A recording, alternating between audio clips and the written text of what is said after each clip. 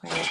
Thank you very much for joining us today. I'm Sarah Knight. I'm Head of Change and Student Experience at GISC and have been very much working with Mark and the team on our Student Digital Experience Insight Survey.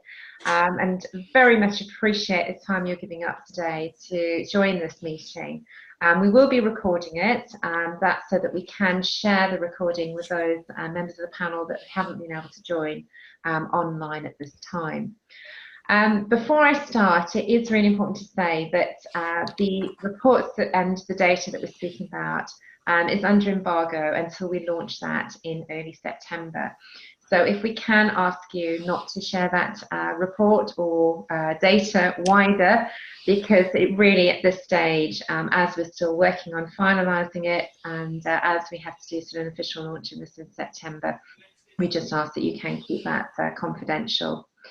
We're delighted to have a range of roles represented on the expert panels, both from higher education, further education, and also from partner organisations. So Mark mentioned the Office for Students, but we have also got representatives from NUS, from QAA, from Education Training Foundation. So ensuring that, again, our partners are represented and really helping to shape and inform the work that we do. We also really value the expert groups. This is the second year that our expert panels have worked with us on the outcomes of the data analysis and the reports.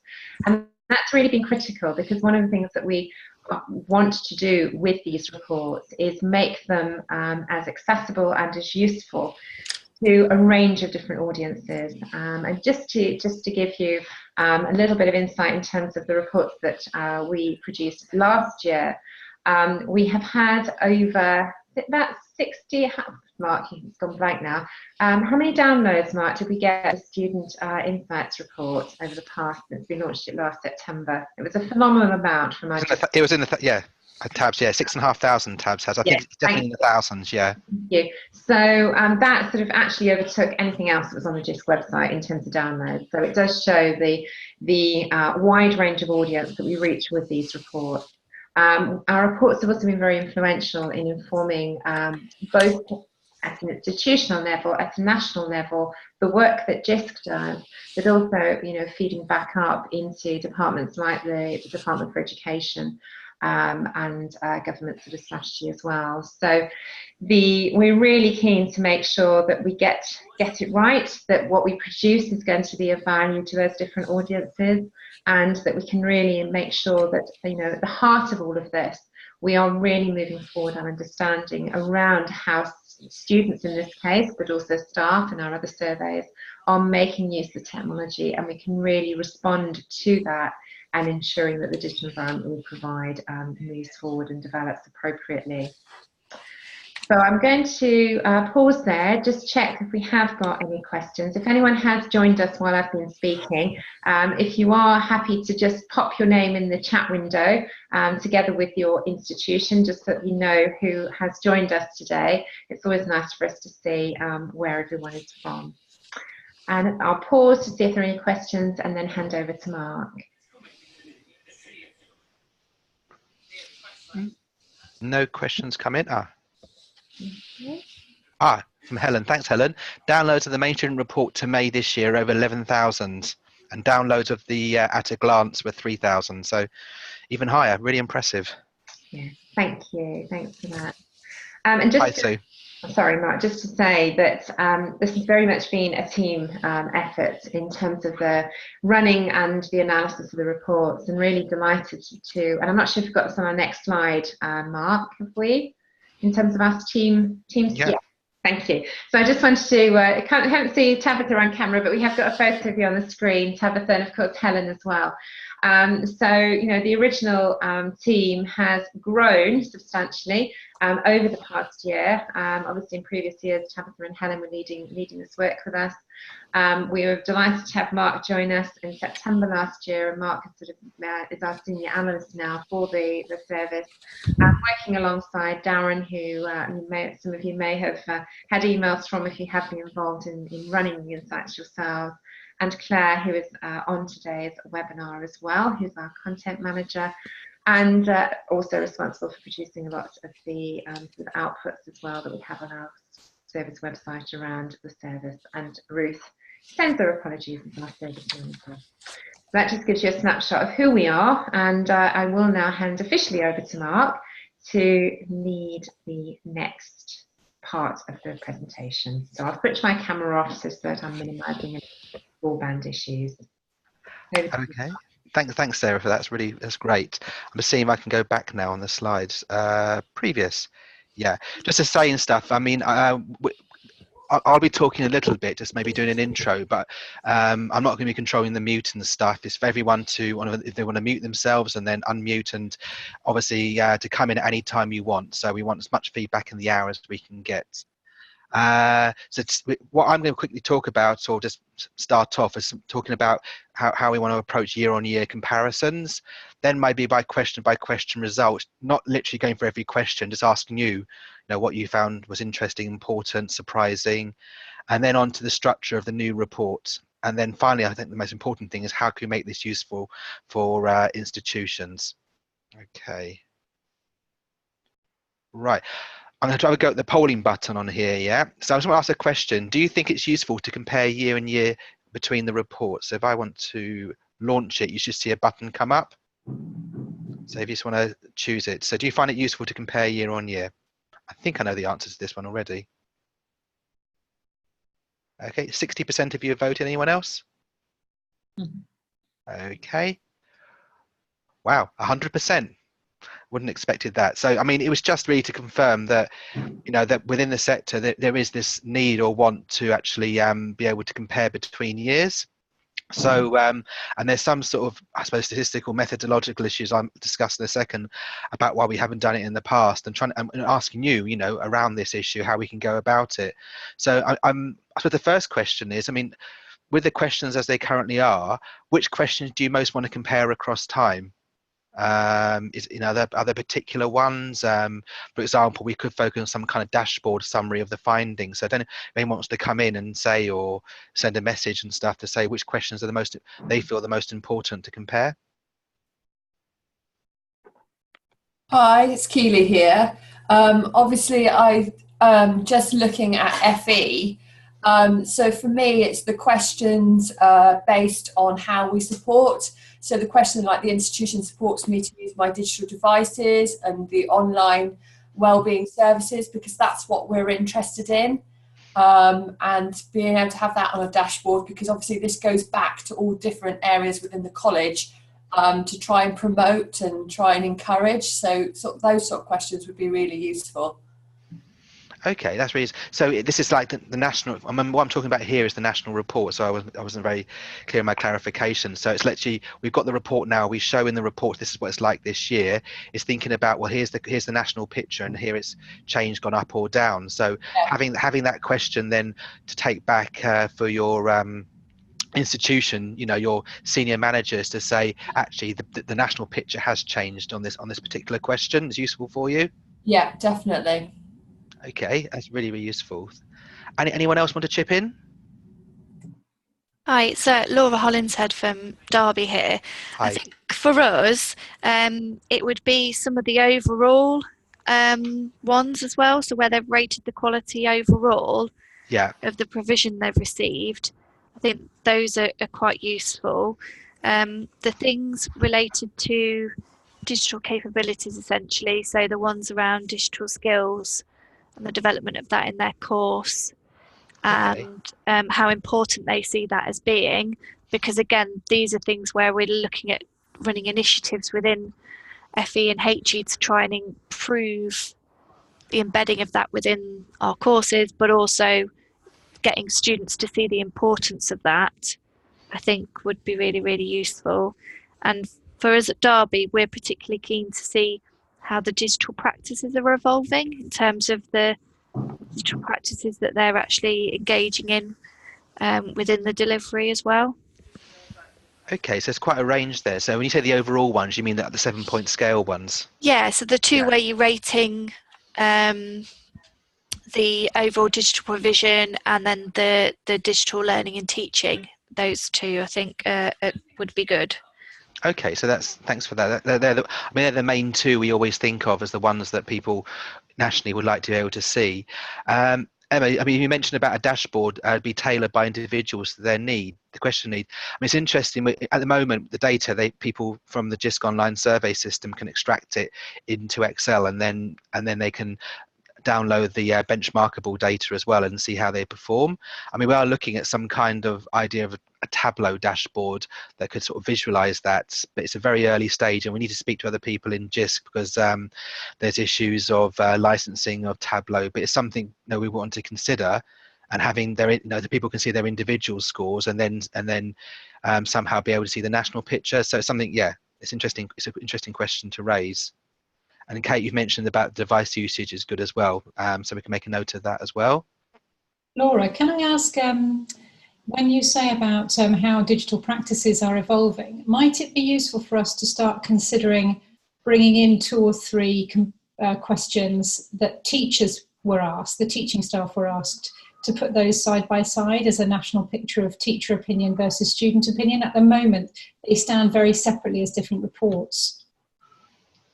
I think that would be really useful actually, because in particular the one around learning spaces, we're seeing a bit of a difference compared to how students perceive the spaces and how staff perceive the spaces.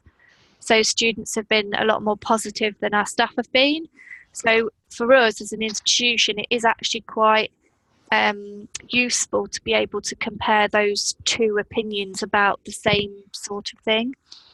That's a really interesting one, Laura, isn't it? Because certainly last year, looking at those areas, we were finding that staff were a lot more negative about just the learning spaces, the opportunities to use technology, whereas students were far more sort of accepting. And it's interesting to start looking at those differences. So that's a really, really good one to pick out. Thank you.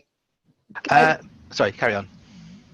I was really hoping this year that we would be able to get our staff to complete the survey for exactly what you were talking about, being able to do that comparison. So if there were standardised questions, to be able to see the difference between the learner's voice and view on things and the teaching staff's view on things. Unfortunately, I haven't been able to get the staff to engage with the survey this year, but it's something that I'll work forward for next year again. Can I say I agree with, I think it was Kelly, the last speaker, about students and teachers, because I was thinking about, we don't complete at the moment Hererwood Online, the university, the survey, and I know Sarah or somebody approached me regarding who to talk to. But I think in terms of, first I need to find out the added value, what the added value the survey would have for us. And I think one of the aspects could be also having data from teachers. But with regard to the questions and what questions are more useful to compare across time, I personally agree with somebody has said about the quality of the digital quality of the courses, that kind of question. But I wonder if, when you mention digital quality or the quality, sometimes students might have different perceptions by what quality means. In our case, I have modified our internal survey design to include, for example, we define about, when we talk about quality, the learning activities that they use, the technology that they use to support those activities, the navigation or the platform, how they work, they find essential information through the platform, how easy it is for them.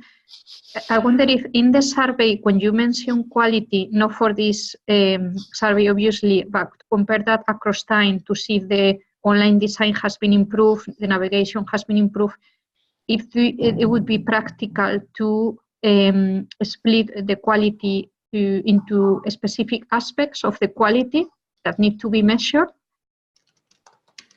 I don't know, Tabs, you want to come into that, whether that being considered? I mean, I'm not sure. This is more about the evaluation of the survey questions later, really, isn't it? Mm-hmm. Yeah. Yeah. I think that the issue that we have to be aware of is that a survey of this kind is always going to be attitudinal. So that therefore what we're doing here is measuring the students' digital experience and perception rather than a concrete rating, and therefore as their expectations get maybe increase, or maybe, you know, for example, if the fees go up or if the fees go down, these kinds of things can influence an individual's perception of what they expect a system to provide them. And we did a lot of work at the beginning about whether or not to try and measure something concrete or attitudinal, but ultimately an institution needs to hear the attitude of the students, because that's the thing that sways opinion. And it is just too hard to measure, a kind of concrete metric. So I think that's the complexity of the measurement device that we're trying to wrestle with pragmatically. Thanks, Tabs. That's really useful. Thank you. No, I understand. We do ask. Sorry, this is Helen. We do ask in some detail about different aspects of the learning teaching environment. I wasn't sure if that was what the last speaker meant.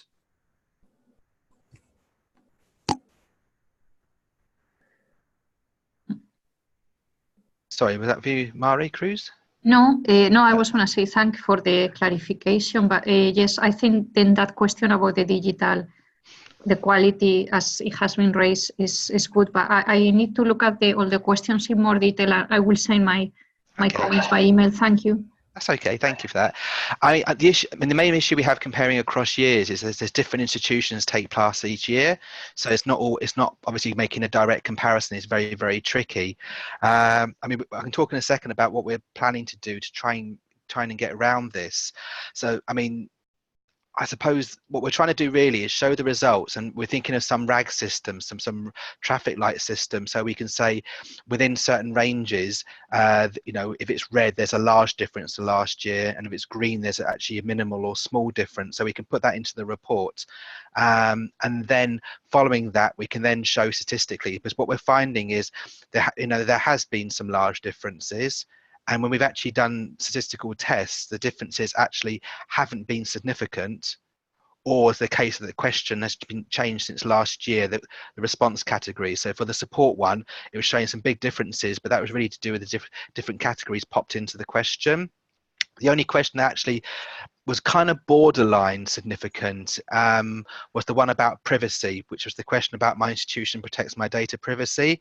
And we've seen a borderline improvement in significance for people saying they agree with it, and that may be to do with speculating to do with GDPR coming in, but it's actually something that's quite it's relatively easy with an institution to change within a year, and it's positive to see in the survey that there has been that kind of borderline significant change. So I suppose the question back to all of you is, I suppose it's more in the report, how do we want to present this? Do we want to present it on a kind of traffic light, hear the differences, and then afterwards say, well, and of these differences, these ones were the significant ones or not? What's people's feelings about how that would work best in the report? I think the traffic light, taking into account that every year, not always the same institutions take part. Yes. You have a traffic light, I would be a bit uneasy, because when you have a traffic light system, most of the people, I think, in their mind would think you're always comparing the same institutions. It's difficult because one year you might have one institution that changed completely. Yeah. The outcome. That's my concern. Yeah, I think that's right. I mean, when I said we compared, I should mention that, when I said we compared statistically, what we did is we took I think 17 institutions that completed the survey this year and last year. I had a significant or enough of a sample size over the 2 years, and they're the ones we only compared across years, and that was showing that apart from that privacy one, the differences themselves were not significant enough. And that's the thing we're kind of wrestling with really, is that people want to know, have there been differences from a policy, from a general perspective, and we can give traffic lights, but that then could mislead people into thinking, this difference is actually real, even though we're putting into the report of these traffic lights only X or Y is significant. And that, Emma, as you said and stuff itself, it needs to be statistically significant, because it could be misleading with some small cohorts. So we're trying to wrestle with what the best thing to do here. So I don't know anyone else wants to sort of chip in on that point. It's Tabitha here. So I think it's really lovely and a relief for us to hear your feedback so far on this, in that we're aware that by producing a report, people will immediately want to say, well, where are the differences from last year?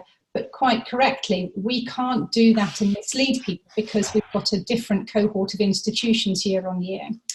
And at the moment, we think that the most suitable way of doing that is just to take the institutions that have a sufficient sample size of responses last year and this year, and to just use them as a subset in order to analyse them statistically.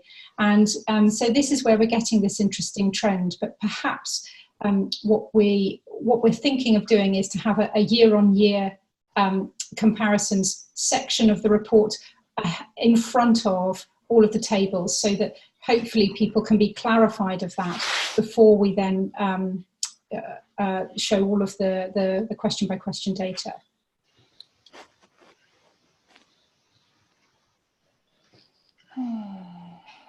Okay. Hello, Mark. It's Helen.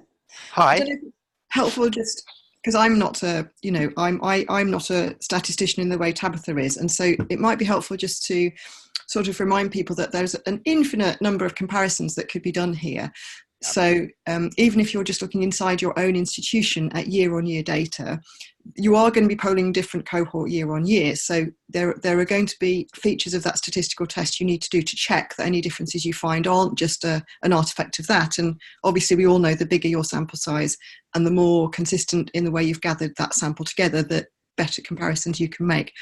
But I think it's really helpful for us to know, we really, really appreciate how useful you find it to compare your data question by question with your sector question by question. And that's absolutely, locked into what we think this is all about. But, and then at the level of the whole national data, as Tabitha says, it's possible to do some year-on-year comparisons where it's valid. But I think it's about bottoming out whether there's anything else within that big picture that it's really useful for us to do, or, for us to write guidance to help you to do. So if what you say is really, what we're really interested in is inside our own institution, what's happening year on year, inside our own institution, how does the perspective of teachers differ from the perspective of students? We can write some helpful guidance to do that. As soon as you start getting outside of your own institution, the ways in which those comparisons might not be valid, and Tabitha, I hope, can back me up on this, become quite large.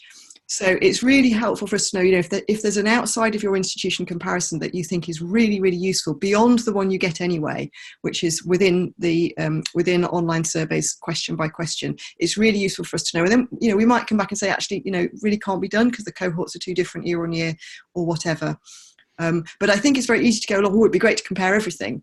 And actually important to focus on when you see a trend, and it might only be in one or two questions, you go, that trend is really meaty for us. We really could do with knowing if other institutions are having the same trend. Maybe it's the one about privacy and GDPR, or, I'm quite interested in the stability of the questions around what learners actually do. And we've had that question's been very stable year on year. And, it may be that you're finding some interesting trends. Maybe independent study learners are doing a lot more of something than they were doing 2 years ago.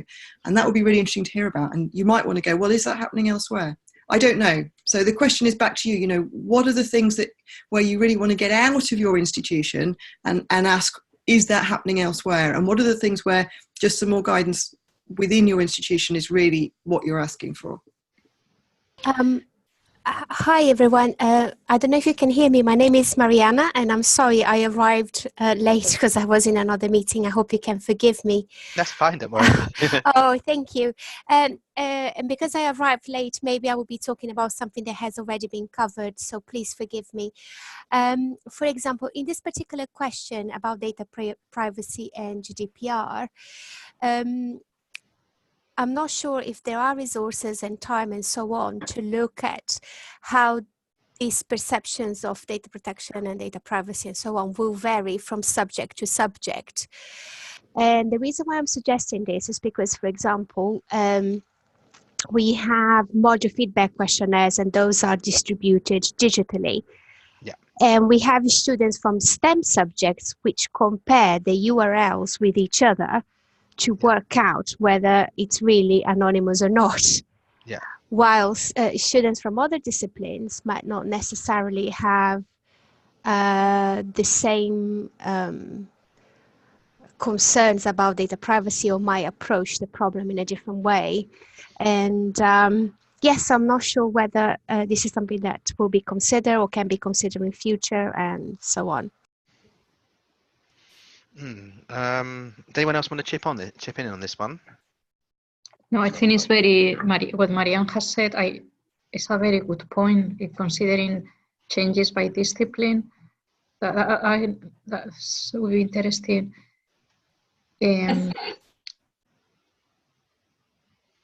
think that it's really fascinating to, as always, when you find one potentially interesting thing, it sets off a number of questions. And certainly we've been thinking about the possibility of doing some more qualitative interview work to unpick some of these kinds of issues. I think in terms of that final point on the bullet there, what it's useful to clarify is that overall at the moment, statistically, it's looking as though we've got a relatively stable year-on-year trend so far between the 2 years. And that isn't surprising in that one would think that it's very hard to make significant changes. Bear in mind the answer options for most questions, there's only agree, neutral or disagree. So to sway a populace in any direction, you're going to have quite a significant change. What was interesting was that we don't want to run statistical tests on everything because of the nature of statistical analysis. By chance alone, some things will pop up and be significant when they're not. So we tried to target things, just a very handful of 5 or 6 things we thought may have had variation. And as I said, we looked at just the institutions with a large enough sample size for us to compare year on year in pairs, in a paired analysis. And that gave us 17 institutions, both HE and FE. Now, with that question, my institution protects my data privacy, that's an institution level question, although it may be interpreted more subtly according to the subject that the student is studying. Broadly speaking, we would predict that a student's opinion on that question would relate to the institution they're studying in and the information that they're being provided from that institution. And so even a year-on-year blunt instrument of a paired analysis, looking at the medians of just 3 answer categories, showed us that there was a shift. And because there has been a shift in just across 2 years, we were surprised but intrigued by this, because it must have been quite a significant shift to change that median in some of these institutions. And so our prediction and our suggestion, as we've put here, is that perhaps this is something that can be changed quickly based on having run the insight survey, that an institution thinks, oh, actually my students don't explicitly know about our data privacy rules and regulations. So we're going to provide them with a very explicit message about that in the next 12 months. And also the impact that GDPR may have had over the last 18 months, 2 years in particular. So that's where our suggestion is for this particular result. But certainly, yes, there's lots of scope to look at it in more detail. I would recommend, as Helen was saying, the kind of briefing suggestions about how to carry out some more qualitative, rich analysis at a local level would be helpful. I think what you said there about GDPR is really important, because I think some of the things from the reports that people are going to want to pick out are those to the wider agendas that are taking place. So, for instance, with the accessibility regulations, I can see people focusing on anything that they think they could link to that particular agenda. Yeah, and we looked at that one, but there were shifts, but it wasn't that the shifts weren't significant statistically. No. It was a bit annoying, but yeah. It's just because obviously we were looking at the analysis initially, just looking at our own data, we were seeing a massive leap in those who said they were receiving support with assistive technologies, and obviously it is quite a small sample size. But it was interesting to then see that that shift had also happened with the benchmarking data as well, which, yeah, I mean, it's just interesting to see how that shift's taken place and why that might be. I know obviously it's not statistically significant. Yes, we did see it. We saw an increase in yes and people saying that they're using it, and also yes, the institution supporting them as well on both ends. Yeah, so I think that's in itself might be an interesting one to monitor going forward, because of how it links to that. I think it is. I think the thing for this year, I mean, definitely, I think we're definitely mentioning about the privacy one. There's a story in there to put into the report. I'm getting the feeling about the idea of the traffic lights. I mean, we do see a lot of surveys in the sector that compare across years. I was at a conference last week. I won't mention which one it was, but we're comparing across years, and they were saying how many institutions took part last year and this year. And I was like, they're different institutions here. They didn't see, so some people are very happy to compare across years, not worry about the statistics at all. And we're saying here, look, there are issues here comparing across, and that we can do the traffic lights, but even putting something in there to say, but these were not statistically significant, might still be too risky, that people will still interpret it even with the caveat in, if that makes sense. I'm getting a sense from some of the replies that's the case, unless I'm wrong. I think there's two elements to this, isn't there, Mark? I think there's something that we need to be considering at a sector level in terms of the national reports to make sure that there is the integrity of data. And the concern that you always have is that headlines, if you're thinking about the press, there's always headlines that can be so easily misinterpreting data. So I think what we need to try and do at a national level is actually make sure that we can be as clear as we possibly can around the integrity of the data, and any comparisons that we can draw are very much couched, as you say, in those sort of statements that we make. I think at an institutional level, I think what you flagged up, Nora, is that there are areas, particularly thinking about accessibility, where this is actually sounding something like really interesting, you want to do more exploration around. And I think the Insights is always designed to be at an institutional level to highlight the areas of interest and then do some follow-up work and more in-depth work with students and staff in terms of individual focus groups to really start unpicking that in a bit more detail. That's sort of my reflection on that. Thanks, really useful. I know anyone's come in quickly before I move on, because I know time's ticking by, but that's some really useful feedback for us to think about as well. Mark, I didn't know, sorry, very quickly, it's Tabitha here. Just to quickly say with that, I didn't know whether you were going to mention the issue we had with the assistive technology question, and how we think that the increase in the results that Laura was mentioning there may be an artifact of the change in the survey design that we made between the pilot and going to service. Yes, that's a very good point. I mean, we can't say one way or the other, but the way the survey was designed or last year and this year was slightly different, and we're not sure that if it was an artifact of that change or a genuine one. That's the issue we had. I think it was the one where, was it on the second question, wasn't it, on the yes or no, whether your institution supported you, or was it the filtering to do with the previous question, wasn't it? Yeah, it was just that last year, in the final year of the pilot, we realised that some people were clicking yes when they should have said no, and and then they were going to the next question and answering that in a way that sort of didn't link. So this year, for the first year of the service, we put a page block between those two questions, so that there was just one question at the end of a page that said, do you get support with your assistive tech? And if people said yes, they went to a separate single question.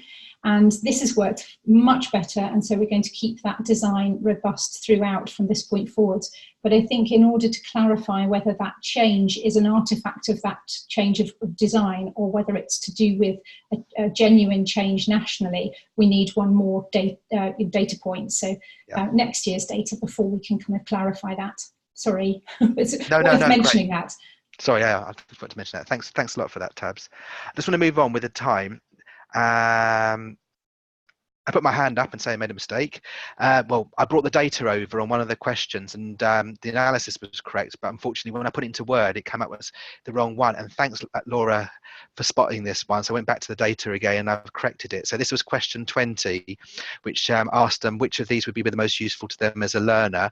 And you can see on the slide now, this is the correct one, where you can see that the most popular choice for FE students was interactive polls and quizzes in class.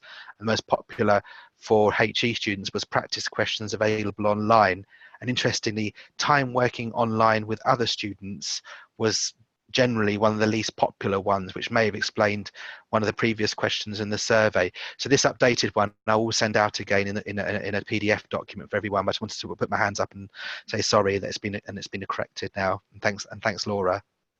I think this, Mark, sorry, this particular question and this comparison, I would say, is when it's useful to have higher education students and further education students to see the preferences between both groups. I think they're interested. I think they're interesting in themselves. I think there's always, like you said, the comparison between the two it can be fraught. So I think the first thing is to look at individually why interactive polls and quizzes are, FE students, why they chose the highest ones and compare. But there is some interest in seeing some of them where the differences are larger. I think the practice questions available online, it's larger for HE, but I think some of this you'd expect anyway. So something's not surprising. This also ties in, I think, to some of the points that were made around interesting to see how practice is evolving in class. Because thinking about further education, I mean, we are seeing a lot of interaction. There's a lot of sort of tools and apps that students are using in class to have that interaction. Perhaps in HE, we might be seeing more still, in some cases, more traditional delivery of content. So hence, that's not something that students are exposed to perhaps as much. I think what's really telling, though, is, and it's interesting because I think this came up last year, is the working online with other students. Yeah. Because that ties in, I think, with, well, it'd be interesting to see how that ties in with a question later on around attitudes. And that students are perhaps not as aware of the importance of working collaboratively online, and some of the attitudes around that. So I think in terms of that evolving practice one, this is quite an interesting question that can shed light on how practice is evolving. Yeah. That's really useful. So I think, interesting finding. I think I want to open it up now in the sense of not looking at the question by question results, but just for everyone to ask that question. When you're looking at the results, not forgetting about comparing across years or looking at the data, just the results themselves. What did you find surprising? I mean, it's kind of like the so what questions, what was particularly interesting, because we've got the results here and what we're trying to find out is, what does it mean to you? What does it mean to the sector? That we can start to think about as part of the recommendations. Mark, one of the things when I look into the survey for the first time, I need to look in more depth, is that because our university, Heriot-Watt, has campuses in Dubai, Malaysia. I don't know if any of the participants, their universities also have. I know other universities have also, like Glasgow, Caledonia, and University College London. In other countries, I thought it was missing for us to have added value, that somehow you could compare against within the same institution global locations, because might be cases, some practices are better in one campus than another. I don't know if that was only my perception or any other participants or have considered that. Well, we did offer an online, there was an online HE online survey as well, so that would have picked up if you had your students obviously working online abroad. We didn't include my point, sorry if I didn't express correctly, is the university is not distance learning. They have a face-to-face campus in Dubai and Malaysia, and also Glasgow Caledonia University, for example, they have I don't know if in China, with your students and your perception and the use of technology that is in UK-based campuses, not distance learning. Right, I see. Yeah. In other, because for us, I think it would add value when you say you can compare internally your own data to compare how students perceive students who are learning from Edinburgh campus, that students who are learning from Dubai campus, but they are face-to-face students, these kind of things.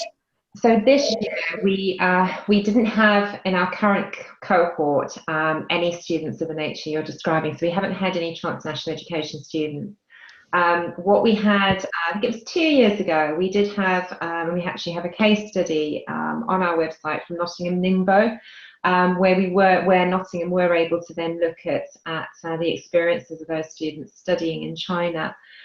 It's an area that we are very keen to grow, and we did float a TNE pilot this year, but we didn't have any takers from any institutions. So if that's something your institution would be very keen on working with us on, we'd be very keen to have a further conversation and follow up around that, because obviously the parity of experience between those students that are studying on a different campus in a different country compared to their UK experience is really an area that we've identified that we want to research further.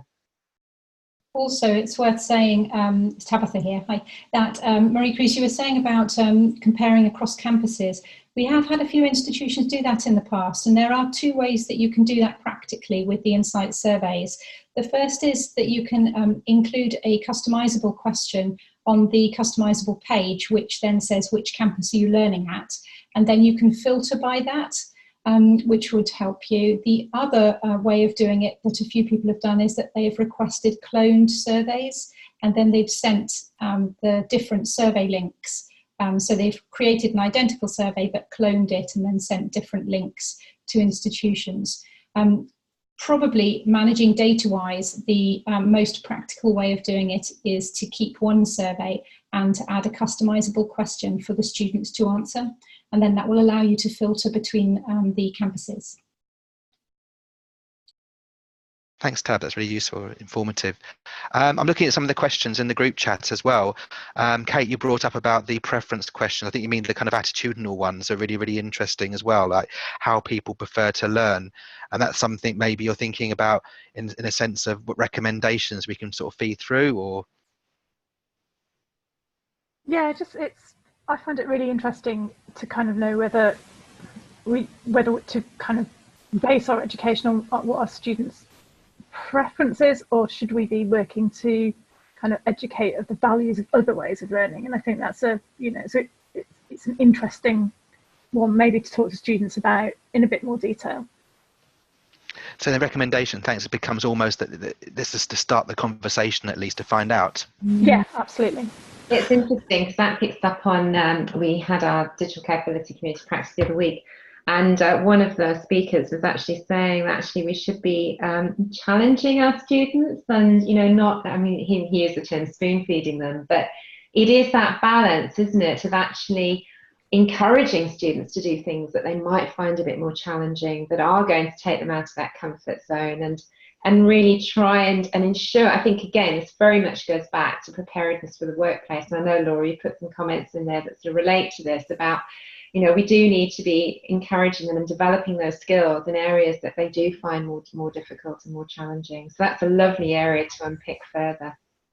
And also, Laura, gosh, you totally touched a nerve there. I'm sure that was Helen as well, just about to leap in. Do you know, oh gosh, we are very, very keen, all of us, the whole team, to not create a system that wags its tail to the tune of students who by definition are in a learning environment and therefore may not yet have experienced a breadth of things that allows them to have an opinion which is the most appropriate opinion for their best learning journey. And that is one of the key reasons why we also wanted to include the opinions of professional services staff and teaching staff, because by triangulating opinions, we hoped to allow institutions to empower institutions to create a system that provides the best learning and teaching environment, and not one that satisfies perhaps quite a limited initial view that students might have. And the classic one there might be, for example, students saying, well, I don't like 9 a.m. lectures, so I'd quite like recorded lectures.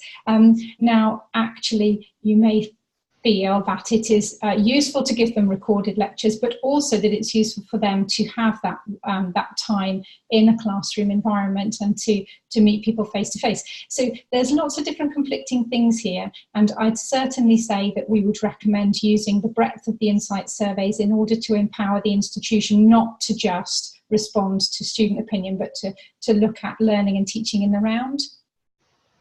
Yeah, and as Tabitha says, yeah, just to jump in on the kind of original question design, because obviously how students use technology in the curriculum and out of it in their independent study is what I'm really interested in. So the original set of questions, which have been stable, allowed institutions to compare what students do in their independent study time with technology and what their experience is in the curriculum. Not because the curriculum should be the same, but just because, you know, I believe that institutions had a very poor idea of what it was students really did with technology to study, to collate notes, to reflect on their learning, to communicate with other learners. And it was really important that we surfaced that for institutions to see what it is that students are doing with technology. And then institutions and curriculum teams can make an informed pedagogical judgment as to whether in this curriculum these are practices we want to support, these are practices we just want to let students get on with, or in fact, these might be practices that are actively unhelpful and we need to be challenging. But I think it's difficult to do that as a curriculum team if you don't have any view of what it is students are doing with technology in their independent study time. So that's why there's those two sets of questions, and that's why this newer question about what students would like more of forces students to make a choice so that they don't just say, give me more of everything, which we know is what they will tend to say. Yes, we want a video, we want a videoed lecture, and we want the transcript of it, and we want notes attached to the transcript. You know, we forced them almost to think in a budgeting sense, like if I could have more of one thing that I think would help my learning, what would it be? And that also doesn't mean that we have to respond. But I'm quite interested that they didn't all say they wanted more video, because from the qualitative analysis, I would have guessed that students would have said, just give us more videos. And I'm really interested that when we ask them in the context of other questions about their learning and, you know, those deeper questions about, well, what's actually better for you when you learn with technology? Because we know they say more flexibility, better organised is better, but connection to others is less good. In the context of that bit of thinking, they're not saying, just give us the video. They are actually making quite nuanced suggestions. So I feel quite positive that students are thinking quite deeply about the response to these questions. But of course, that doesn't mean that we give them what they want. It just means we have a better understanding of how they're perceiving their learning. But wouldn't it be possible as well that these nuances will vary according to other factors, such as whether they are commuting students, whether they are mature students, and so on? And this is something that hopefully in future we can look at into more detail, because, for example, we created a set of personas for our online distance learning programs here, and different themes emerge. So for a particular demographic, they saw learning as an individual pursuit, whilst other demographics had a very keen interest in the development of networks of learners and so on. So it feels to me that maybe in future there is an opportunity to look at how these responses vary according to this to different groups. And I'm sorry if I missed that at the start of the talk. I'm the person who arrived late, sorry. No, this is Helen again. I don't think you did miss it, and occasionally, as with our analysis of the Australian-New Zealand students last year, we could see, for example, that distance was a major factor impacting on how students experience some of these things. You know, as a researcher and as the researchers on the team, we would love to get our heads into some of these really juicy details and go and do more qual and back it up. And, you know, JISC has been very generous with this data, and no doubt that will happen. I think we just have to be a little cautious about the difference between this as a research tool and this as a kind of as a service, which doesn't stop you using it as a very sensitive research tool within your own institution if you have the time to do the analysis and to go out and do the focus groups as well, which I think comes back to what Sarah was saying at the beginning. And just to follow on from that, I've used some of the questions for some statistical persona analysis, and I'm going to be presenting that at ALT in Edinburgh this year. But it's certainly the case that whilst I was looking at trying to partition persona groups of students, not by classically their age or gender or other demographics, but by their behaviours and opinions. And so I looked at a subset of questions from the Insight survey and looked at particularly their social learning opinions, as well as the rating scales. And that clustered into sort of 3 broad persona groups. But without going into detail in that now, that may be something that we put into the report as kind of a small thing, because it might be something that's useful for institutions to use as a guide. But overall, what I did think is that I would have liked to ask questions that would be more of a research nature about opinions and behaviours which aren't appropriate for the Insight service. So I think for me as a researcher, I'd be particularly keen to, to look on a more local level and to collect some additional data to put as a composite to the Insights results and to unpick more about the persona. So I'm particularly interested, Mariana, in your persona analysis. Thanks, Hi. Sorry, okay, I'm assuming I can contact separately and then I can share. But yes, we use interviews as well for collecting our data. And at the time, it seemed to us, I appreciate that I made the point about age groups and gender. And whilst I understand that they are not always helpful measures, it was how the data we collected via the interviews kind of is where the data took us, if that makes any sense. But yes, I'm sure we can exchange emails or something and I can show the work we did, yes. Yes, Marina, I can give you Tabitha's contact details. I'll put you in touch with each other afterwards. I'm conscious of this. We've only got an hour to do this. I kind of feel that hour's not long enough with all these good ideas, but I kind of want to move on to what we're thinking about, like adding other sections to the report. And we've sort of, between Tabitha and I, have come up with some ideas you can see in the slide. So it talks about the tracking a year on year. Do we put this before the question by question summaries, a question itself? The personas work, we can look at comparisons by age and or stage, of course, the attitude of teachers versus students, because the teaching staff survey closes the end of this month, and we should be able to get some of the analysis in from that beforehand. Maybe some more academic analysis, or what other people think. Obviously there's a limit to how much we can put into the main report. It might only be short sections, but what do people think? Are these the kind of things that people want, or are there other ideas people would like? Is the group who used assistive technology big enough to look at maybe whether their behaviours are different around the way that they use technology to support their learning? I'm trying to think of the percentages. So you're looking about, I know Tabitha, what you think about the number there. The percentage was about 15, wasn't it, altogether? People said yes altogether. I remember offhand now, as a subsection of those, to look at those by some of the other questions. Yes, I think as always, it depends on the level of the nature of the question.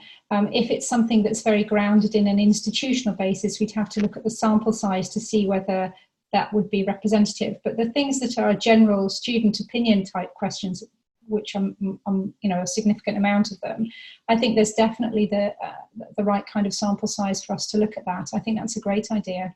Yeah, definitely. We'll take that one forward to have a look at it. And Keely, you've mentioned the teacher and students one, be really useful. I mean, we did it, we looked at it last year and stuff. It'd be fascinating to see the differences this year on some of the questions. So sorry. Sorry, no. Were you talking? Sorry. That's okay. So carry on. I'll finish. Don't worry. No, sorry. Yes, I was looking at the teacher and students. Then I was surprised to see when I was reading the differences between further education and higher education, as I hadn't been involved in further education for a while, but I was surprised about what they mentioned about not access to ebooks, resources.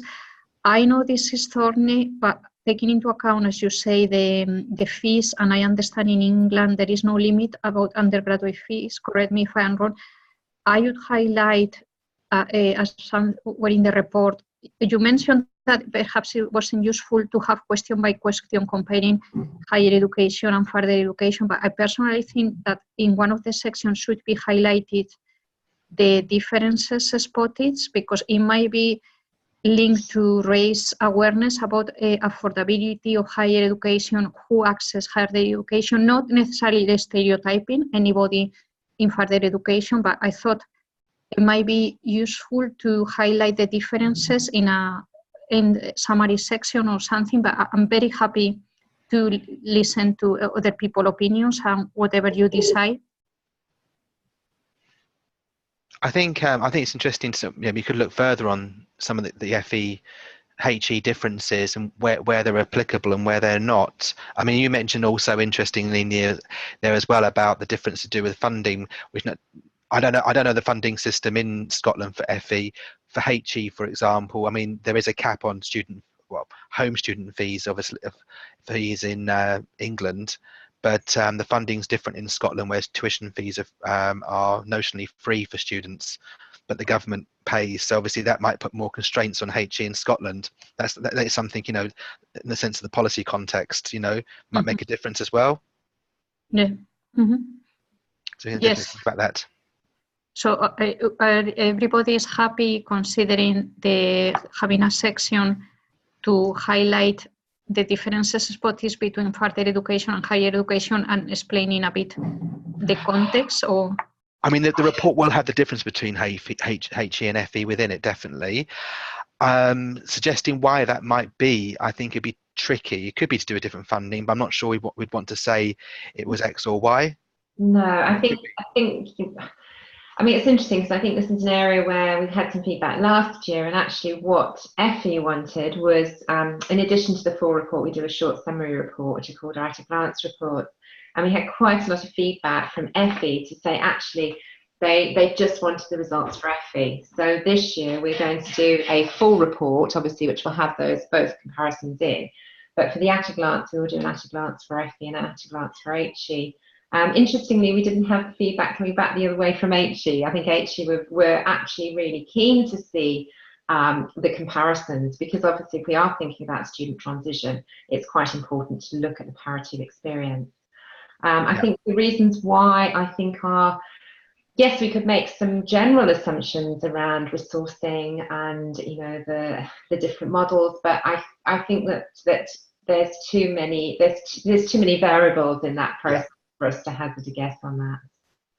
Yeah, I think we can show the data as it is, and then people would have to lead from there, or it would be further research elsewhere. I think that I think that what's important for us is also to think about the recommendations that we put forward to various sector partners and departments, government departments, around if there are some particular issues that are coming through as key differences in FE, then that could, support the case around, funding in either sector really, and looking at areas for development, particularly thinking in terms of England. Obviously, there's a new strategy that DfE launched in April that is all around more digital enablement. So it's trying to also put those recommendations back and set them in the context of where we can influence policy and influence debate and discussion at a higher level as well. Thank you, Sarah. I'm conscious that the time is now 2:00 and I've had to go through the slides faster than we wanted, but we had some really useful feedback. What I will say is, if you have any other ideas, especially around on the recommendation side, what does this mean, the so what, please can you email me, and I can share those with Tabitha and Sarah and others, and we can put that into consideration as well. So say thanks for everyone taking part. There's been loads of contributions. As well as the recording of this, I will also send the group chat as well, but there's been so many good points. A lot of them I've not had a chance to read yet, as I'm sort of running the webinar, so it'll be interesting to look at afterwards. The next one's on the 17th of July, 2 till 3, and I've got a link there to the Zoom to get it. So we're focusing on finalising the report. At the end of the month, it will go to our production. Helen will be doing the qualitative analysis, so we can have a look at that as well, and have a look at some of the new additional sections. But if there's any part that's new that I can get to you before the 17th, I'll send that on as well, just to get a preview of it as well. And just to say to everyone, thanks very much, and we'll we're going to take all these into consideration. Your feedback has been really, really, really, really brilliant. So thanks a lot. And drop me an email if you've got any other questions. Okay. Thanks very much. Cheers. Thanks, everyone. Thank you. Bye. Bye.